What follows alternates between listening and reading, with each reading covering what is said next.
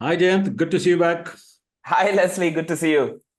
I think we have to start changing this way of addressing each other because each and every time we're saying, yeah, obviously it's going to It be is good to good see to you back. see each No, other. but Yeah. but but genuinely, I mean, so how was your weekend? My weekend, I did something this weekend. Oh, yeah, I was in Pune. It was actually a good weekend. I was Ah, at the Symbiosis University, the Symbiosis School of Sports Sciences. I'm an advisor there and a visiting faculty. So they had an induction day. So I was doing a keynote speech there. It was good. It was actually very good to interact with the students, the faculty. I met the director of Sports Authority of India and also the captain of Indian women rugby team. Okay, Miss Babis Barucha. So great interaction. I was in Pune over the weekend, Saturday and I'm, Sunday.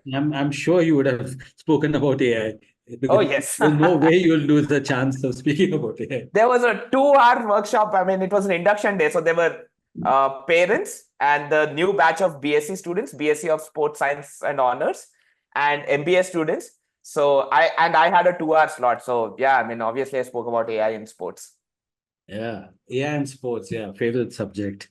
Yeah. But AI and robots are making news.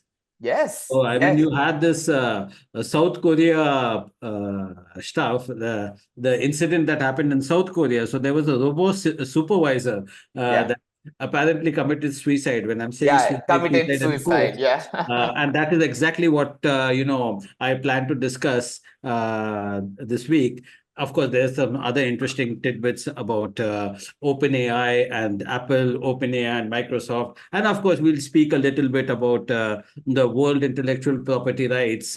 We Right. post a new report which is about the AI, Gen AI patents, not Patents. AI patents, but Gen AI Yeah. Patents patents. by different So countries. Yeah.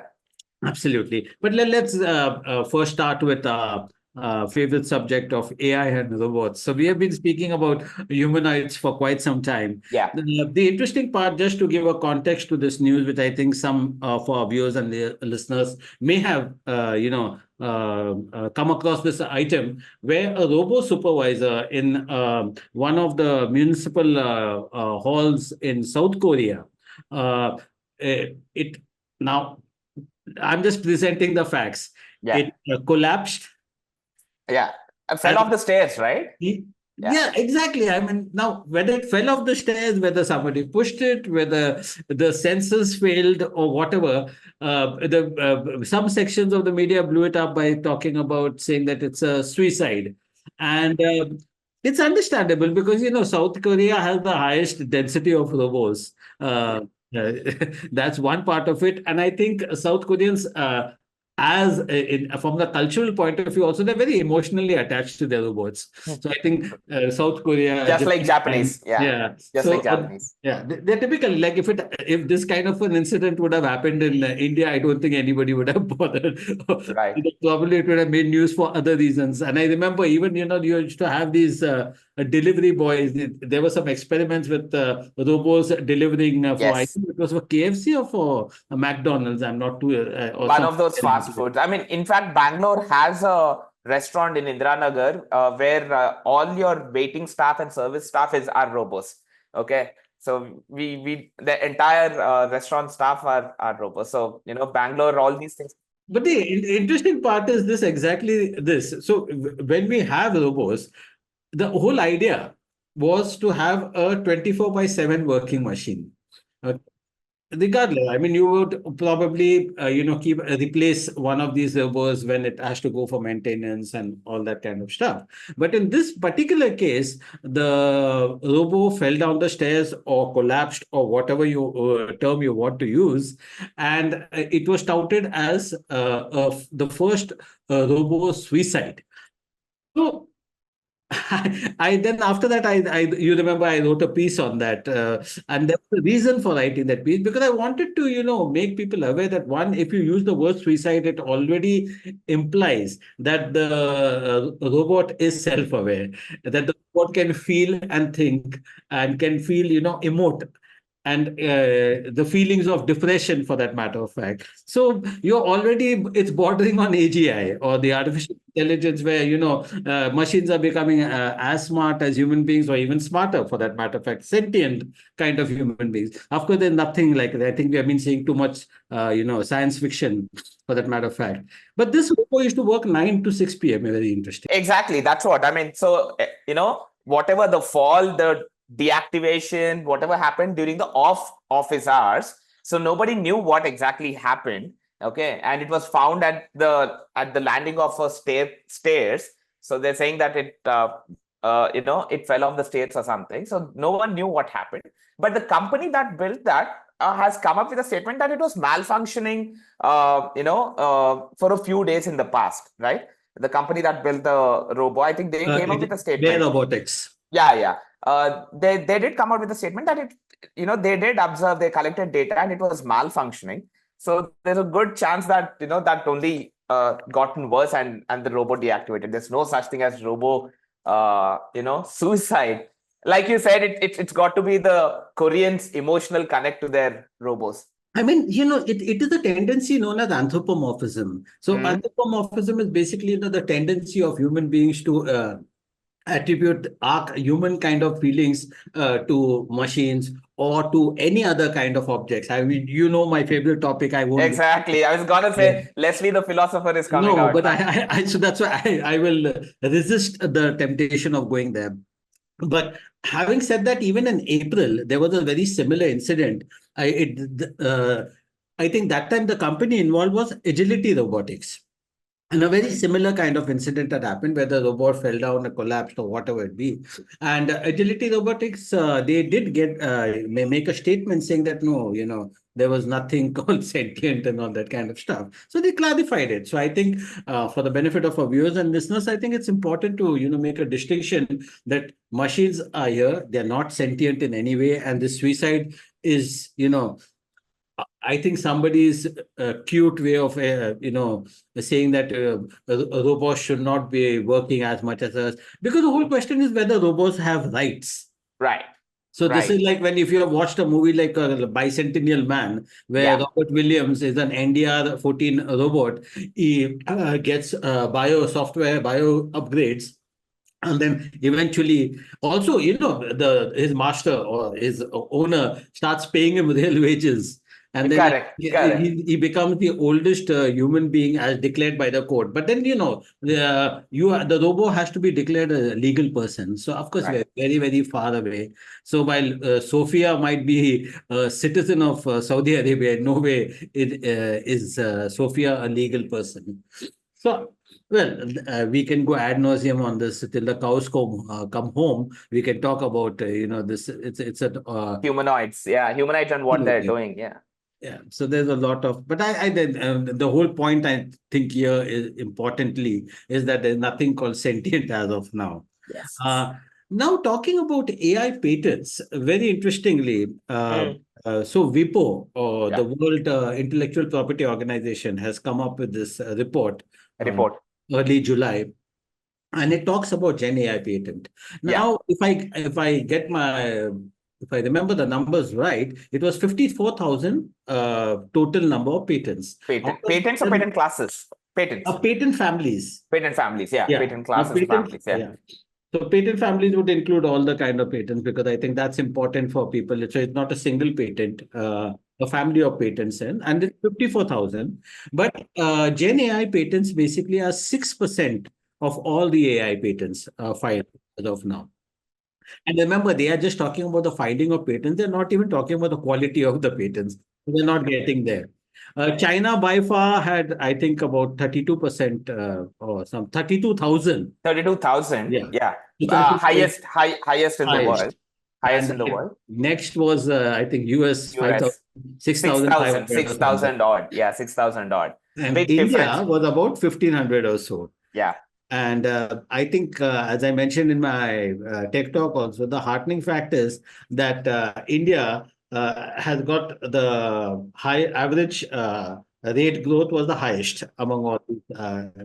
if it's some consolation. I've had a few conversations with the industry folks in the last week on the WIPO report, and the general sentiment amongst the industry leaders and the people in the know, and even people from the academia, is that the quality of patents that are being filed in India, needs to go up. There's a lot of headroom in that, and this I learned from some of the AI researchers and entrepreneurs and practitioners as well. They also keep saying, Jen, even if you look at the active, white papers that are filed by Indian researchers, or even the projects on GitHub that are filed by the Indian AI engineers, the difference in quality, okay, especially on active, okay, compared to the Chinese researchers, there's a huge difference. So the quality, even though India is at about 1,500, this one as per the WIPO report. So And like you, I was just cross-checking the numbers. So China is 38,210. wow, US is 6,276. Korea is 4,155. Japan is 3,409. And India is wow, 1,350. So China would be accounting for 70% of all the Gen AI patents filed in the decade. This is in the decade through 2023. And it's 6 times more than the US. wow. Yeah, and you know what this reminds me of, Leslie? I remember in 2019, I was doing a keynote for this Norwegian company, and I was giving the 2018 patent numbers. Okay. In 2018, China had again the world's highest number of AI patents filed. I think at that point of time it was 30,000, out of which 16,000 were in computer vision. I mean, if you remember pre-COVID, China was far ahead in terms of its computer vision AI research. Okay, they had implemented the social credit scoring system in the entire country with 175 million cameras. Okay, they were far ahead, and post-COVID, we don't know much about the AI work or the AI research coming out of China. I think it's only in the recent past, in the last 6 months or so, that we are getting some indication. But between 2020 and 2023, for three and a half years, we didn't get anything. But pre-COVID, I remember, China was again leading the world in terms of AI patents, and back then the traditional AI computer vision patents and the But work. it's the usual suspects basically: Tencent, Baidu, Alibaba Group, ByteDance. No, the universities as well, Leslie. The Tsinghua Yeah, yeah. No, no. University and a few other I'm talking universities. about the now. When you look at the top 10 AI Gen AI patent applicants, they're Tencent, Mhm. Ping and Insurance, Baidu, Chinese Academy of Sciences, Yeah. IBM, Alibaba Group, Samsung, Alphabet, ByteDance, and Microsoft. Wow. So OpenAI doesn't have a figure in this particular thing. And Interesting. this is one of the major question marks over OpenAI, because remember when OpenAI started, it started out as a open source kind of. And it was an AI research, non-profit research firm to advance responsible AI development, right? So So their OpenAI entire has now work. realized, so now, because it requires patents. So it just has about what, I think less than 10 patents in this area. Yeah, So because I was very looking interesting. at I some of mean, the figures. Yeah. they've gone ahead and called themselves a for-profit company in the last year or so, any which way. So I think they lost. I won't say they lost. They pivoted out of their founding tenets. Yeah, I mean, they changed the structure has gone through a lot of changes. And of course, the interesting part is now Microsoft has pulled out because of the antitrust kind of uh, concerns that they had over there. So that's an interesting Pulled thing. out of the And board. Pulled out of the board. You mean? yes, pulled out Yeah, of the board yeah, because yeah. I think everybody's suspecting it's because of the antitrust stuff. But Could be. Yeah, we don't know the reason. And no, at the same nobody. time, Apple gets an observer seat on the board Yes. with the partnership. Okay, with the That's a iOS partnership. that's a Okay. trade-off for the technology, I think so. That's a trade-off for the technology. Yeah, And no, yeah. it's also part of, I think US government came up with this AI sort of a supervisory committee. Okay. Hmm. And and certain big tech companies are part of those committee. And it's through the responsibility for that committee is what Apple gets that observer role on OpenAI's board. And Phil Schiller, their chief marketing officer, is actually taking that role. Apple's CMO.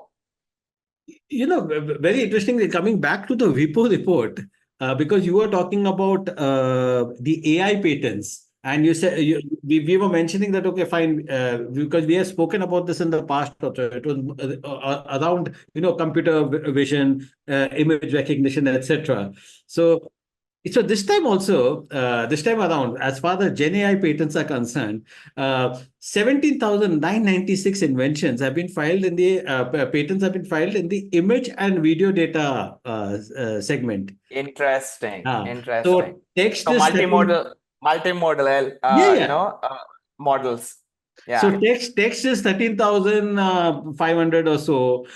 Speech music is also 13,500 or so. This is pretty interesting. But Gen AI patents in the using molecule, gene, protein-based data, etc. They just have about 1,500. So this is Interesting. I found it pretty interesting. Yeah, very interesting. And early days, I think first WIPO report on Gen AI as as a entire patent category, okay, to be captured. I think these are very early days. The next 2 years reports will be very interesting to watch and follow. You're right. You're right.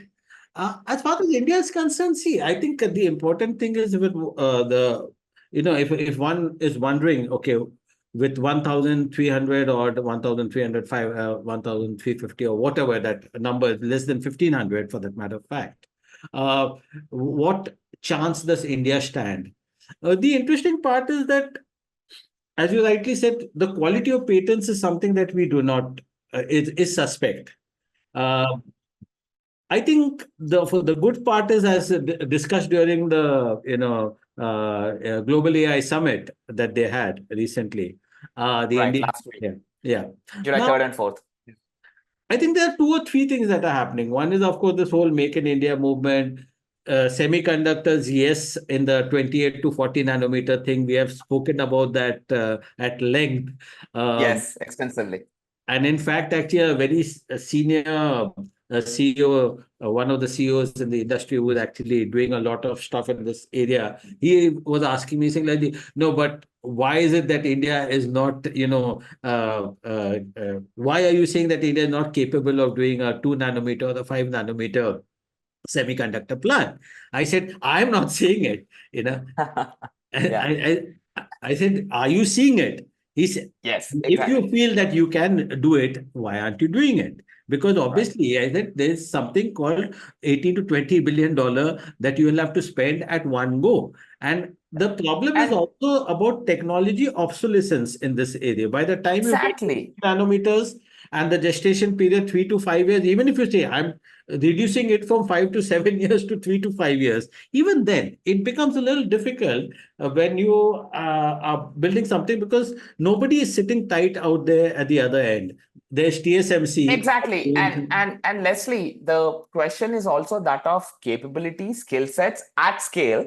And most importantly, it's a journey. You can't, the fab and the semiconductor fab ecosystem or the industry doesn't exist in India. You can't go ahead and say that we will, kickstart it by making the best and the most sophisticated and the most complex chipsets at two nanometers or 5 nanometers. It doesn't work that way. I mean, it's a journey to get to 2 and 5 nanometers over the years. You have to start, at 28, 40 nms and then keep coming. And then at the same time, you will be when you're building the industry and the ecosystem, you are building the skill set as well. I mean, look at what the IT services industry has done. Look at what telecom industry has done. I remember when I joined telecom industry 21 years ago, we hardly had any telecom professionals in the country. I mean, only BSNL folks.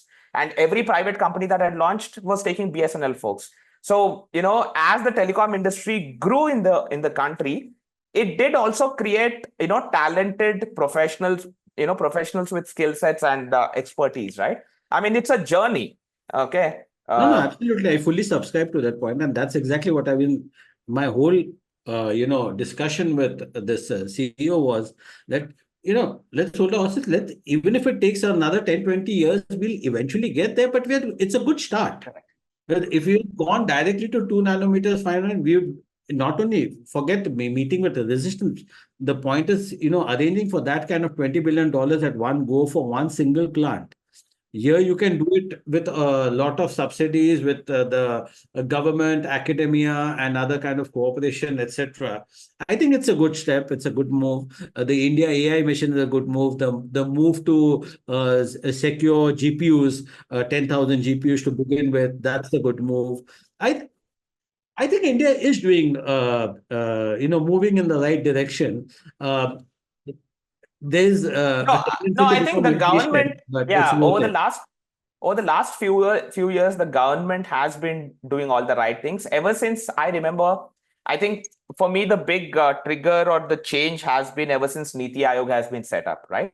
Ever since Yeah. Niti Aayog has been set up, there has been this process where industry professionals, industry experts can come work with the government, consult with the government, okay, without going through the bureaucratic processes, without being civil servants, okay. And and Niti Aayog was sort of gatekeeper slash platform for industry engagement, and that brought in a lot of. I honestly believe Indian government's understanding, regulation, policy making, understanding of new technologies, and how to go about building either guardrails or policies or frameworks is one of the most progressive in the world.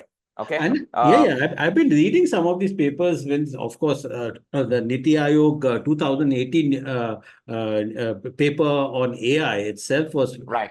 Yeah. pretty Yeah. telling, and it was an Correct. extremely detailed paper. In 2020, DOT came out with another paper also, if I'm Yes. 20, Yes. if I'm not mistaken. And that was also on AI. And that was also very, it built on what Niti Aayog had said and did a lot Correct. work on that. I thought even that was a very finely chiseled kind of paper.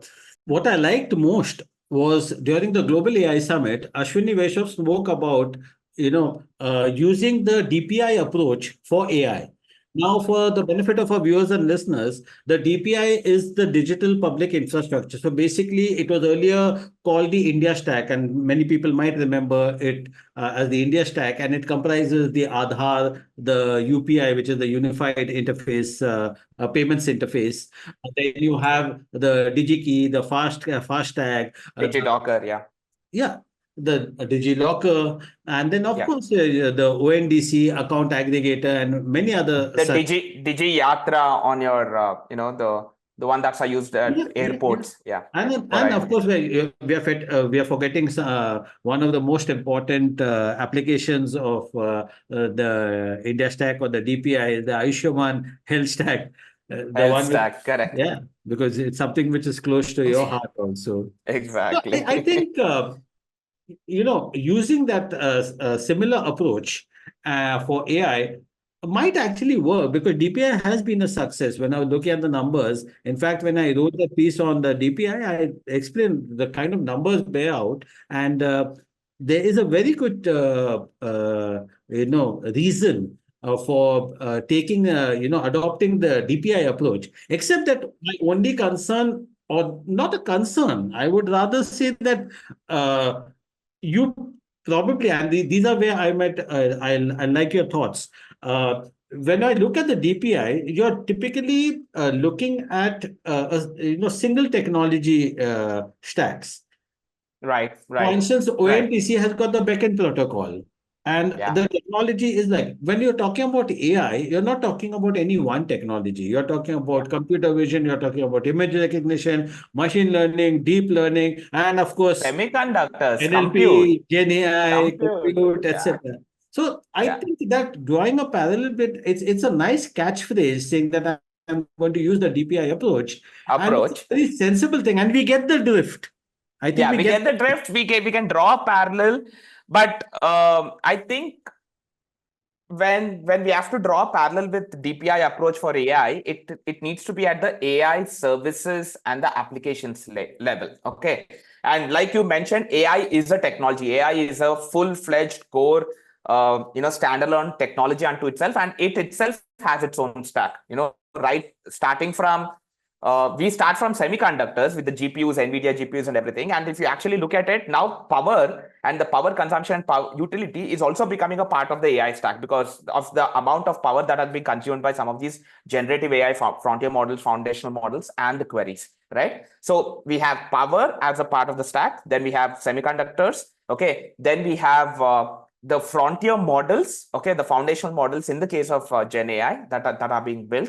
Okay, in the case of traditional AI, the AI algorithms, okay, machine learning algorithms and the deep learning algorithms that are being built with the hidden layers. Okay, then we'll have, then on top of that, we'll have, applications and services layer. So there are 4 or 5 different layers in AI as a technology itself. So the DPI approach or the DPI framework, let me call it this. The DPI framework might be applicable only for the topmost layer, but the core layers need to have a different approach. No, but I think also to be fair to Ashwini Vaishnav is that when he was making a reference to the DPI approach, I don't think it is, a lock, stock, and barrel kind of stuff. I'm sure they also there are plenty of technologists and bureaucrats who understand this space very, very well. I think the insistence was more on using the DPI approach to avoid monopolies and use open source technologies. I think Right. I thought these were very, very valid points when you talk about, because his point time and again, he keeps on reiterating at every forum. And I think it's a very important thing that he wants AI for all. The way, DPI services or DPI applications are available to everybody, like UPI has changed, it has allowed for financial inclusion. Account aggregator has managed to do that. ONDC has managed to do that for, in the retail sector. So and for for SMEs and for those MSMEs, etc. So I think that's a very, very valid point. I like the idea actually. Yeah. I mean, the thought process is good. Okay. And need to look how the implementation goes, execution goes. Yeah, so let's see how it goes. And on that note, I think we'll end today's podcast. So see you next week with a lot more. See you next week, Leslie.